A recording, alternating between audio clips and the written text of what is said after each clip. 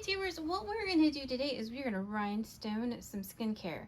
It's been making the rounds on a lot of the social media sites, and I think it's actually a good kind of fun beginner project because the bottles are disposable, so you can kind of try out and mess up, and it's not really that big of a commitment.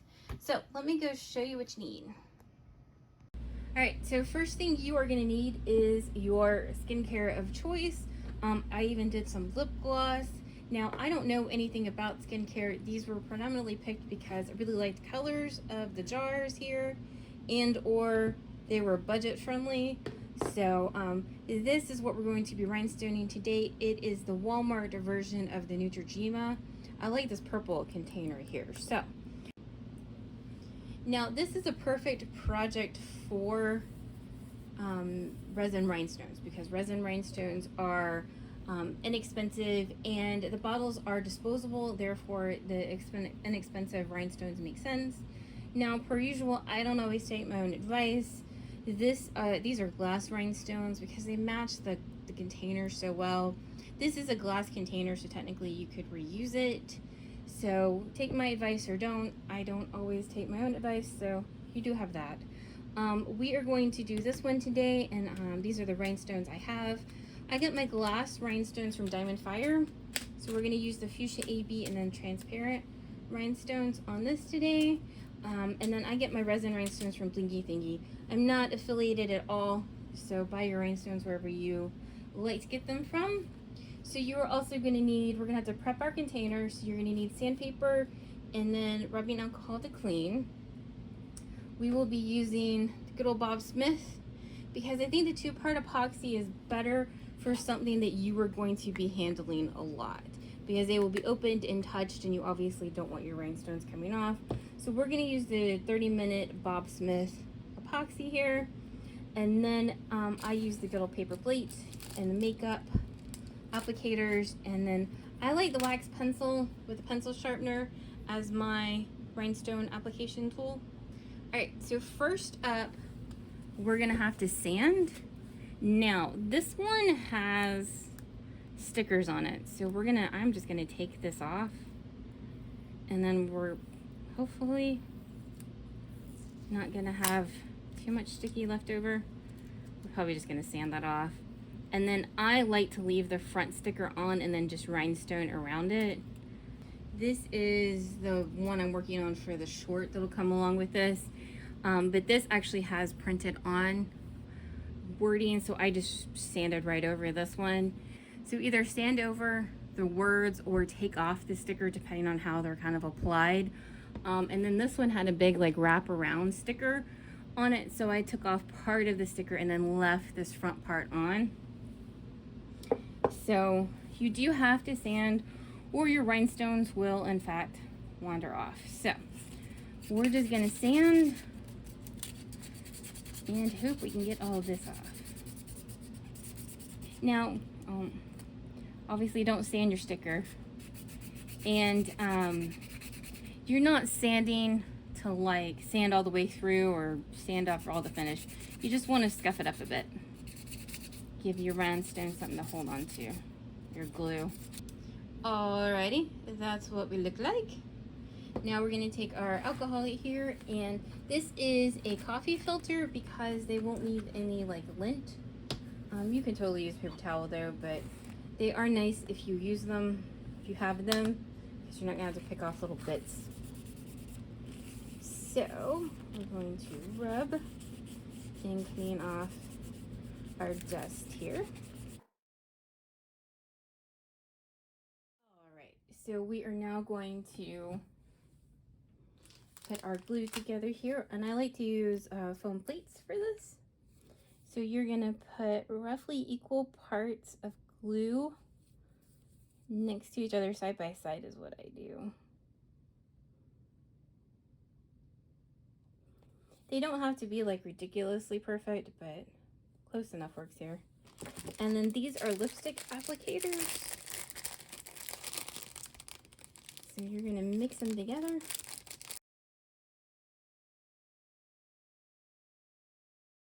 So we're using a 30-minute Bob Smith here.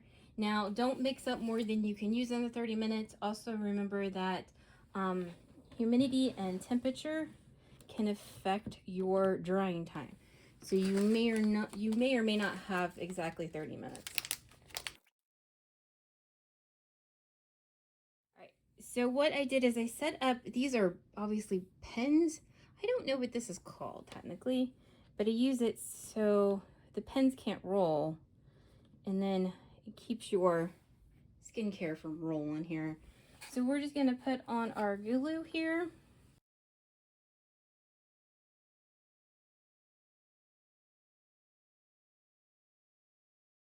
So you want a nice even coat here. Now this is a glass component here, so your rhinestones are really gonna wanna slide.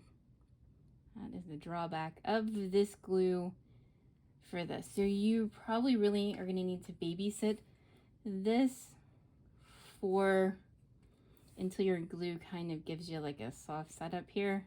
And that's why I have this too. So you have somewhere to kind of keep it until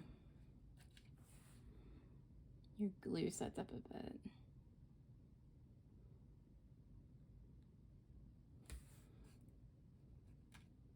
On the plastic pieces, I feel like it's a little less likely to slide every which way. We are also going to do a scatter because that's what we always do, because it is my favorite.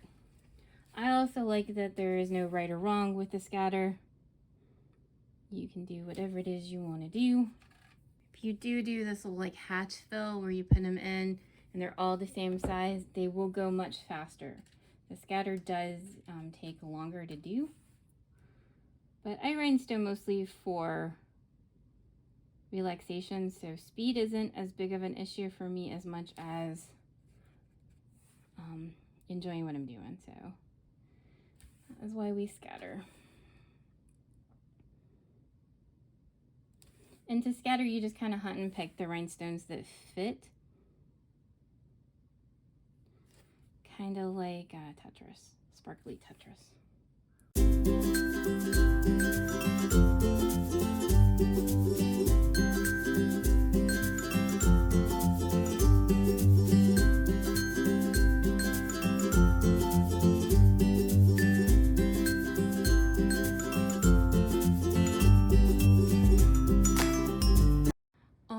So we got all of our little section of glue done here.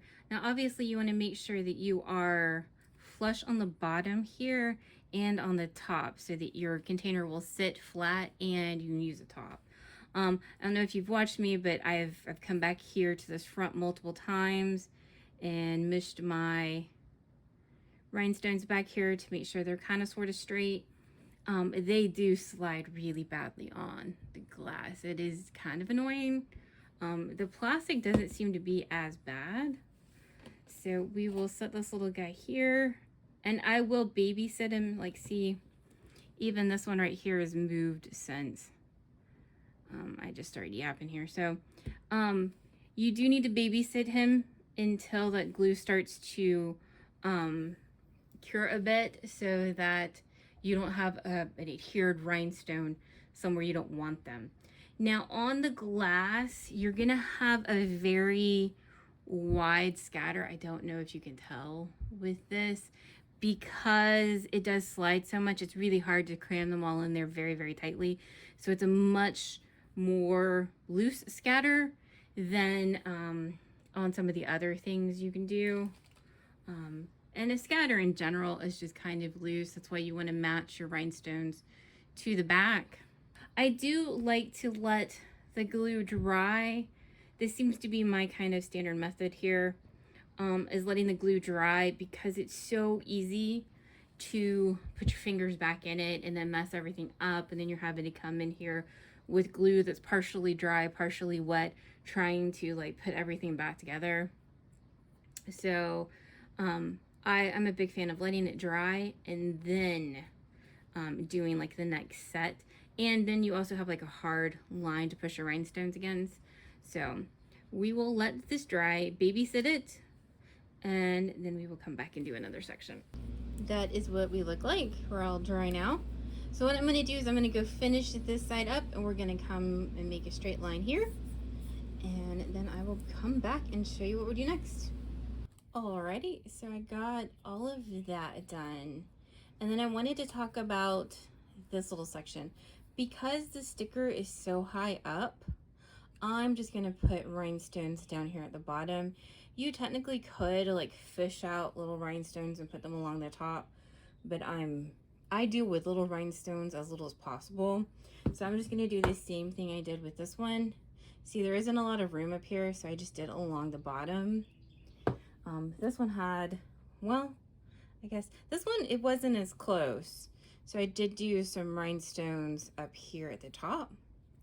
So that is all entirely personal preference. So we are gonna fill this in.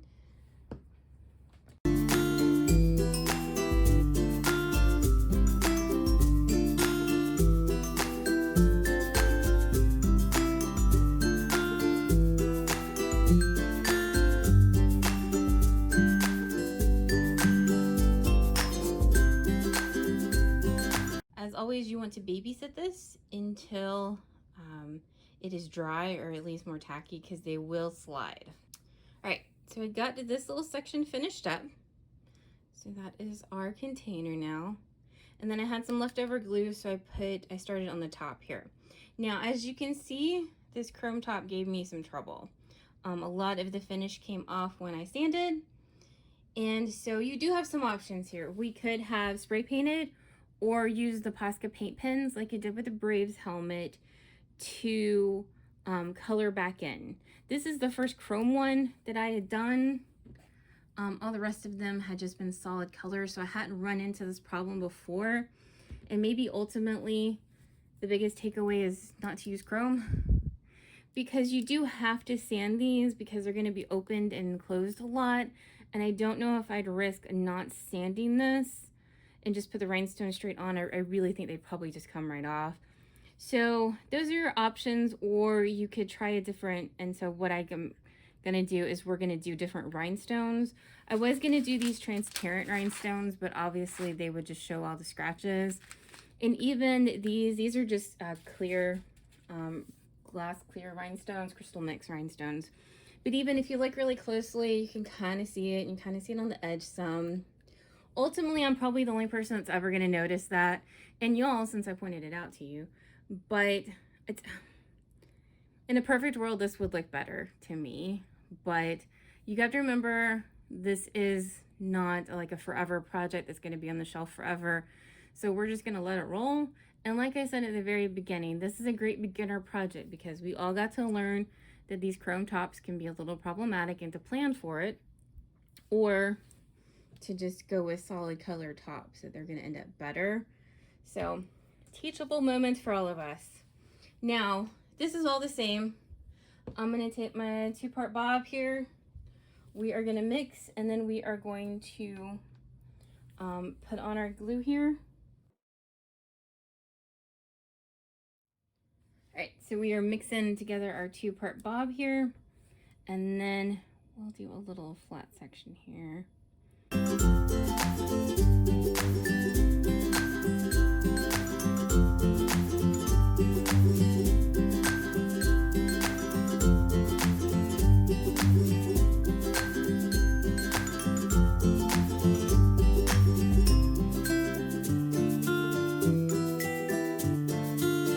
And obviously this is gonna slide, so keep an eye on it and the movement. And then periodically open and make sure it moves. Now, this is the reason I say do a section and then let it dry, because you put your fingers on it. So you're just gonna keep moving your way around, and then same thing on the top. You apply your glue and then put your rhinestones on. The top is much easier because obviously it's not on an angle trying to slide as much.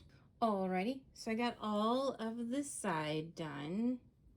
And once again, watch for sliding stones. They slide so easily, and it doesn't take much so that you can't undo your top here. So we're gonna finish up this little bit right here. I had a brilliant idea after, of course, I'd started this.